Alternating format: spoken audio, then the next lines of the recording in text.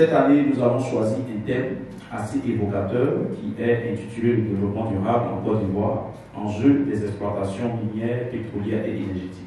Pourquoi avoir choisi ce thème? Avant de parler des enjeux des exploitations dans le domaine du développement durable en Côte d'Ivoire, il est important de définir le développement durable, qui est un mot qui répond aux besoins du présent sans compromettre les capacités des générations futures à répondre aux leurs. Elle réunit trois piliers: l'efficacité économique, l'équité sociale et l'environnement. La Côte d'Ivoire est un pays qui aspire aujourd'hui à l'émergence et ne pouvant émerger sans penser au futur. Nous notons bien évidemment que depuis les dernières 20 années, le développement durable a été l'une des thématiques abordées par les chercheurs en Côte d'Ivoire. Et ce que nous retenons, c'est que cette thématique-là, bien évidemment qu'elle a été abordée, mais le constat reste un peu plus amer parce qu'il n'y a pas une véritable application.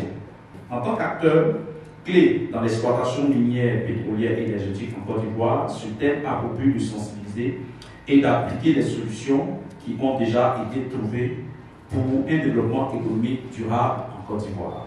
Et nous voulons également aussi inviter tout un chacun parce que ce serait un moment de retrouvailles physique, de convivialité, de partage d'expérience et de partenariat.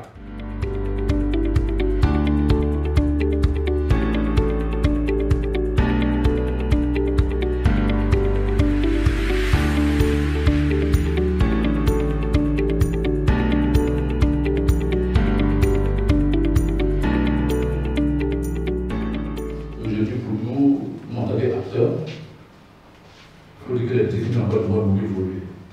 Il y a une évolution, c'est vrai, le code minier est en 2014, mais l'activité elle se pratique depuis une bonne période.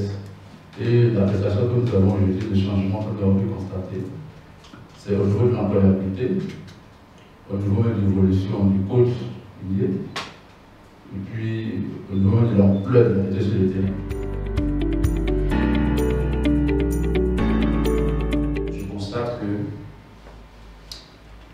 Chaque année, il y a non seulement de l'amélioration,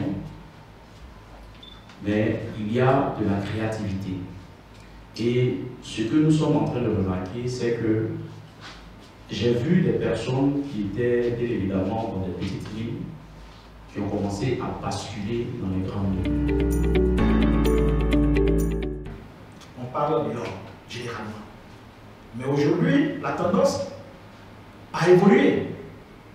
Aujourd'hui, l'exploitation de colocotatalite, de cobalt, de manganèse et autres, ce sont des champs énormes qui sont encore à explorer.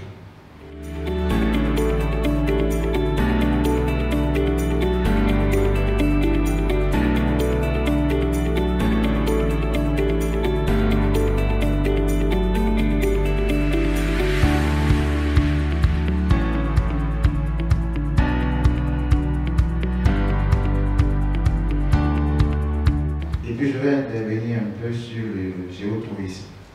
En parlant de géotourisme, on parle aussi de, comment j'appelle ça, des géoparcs.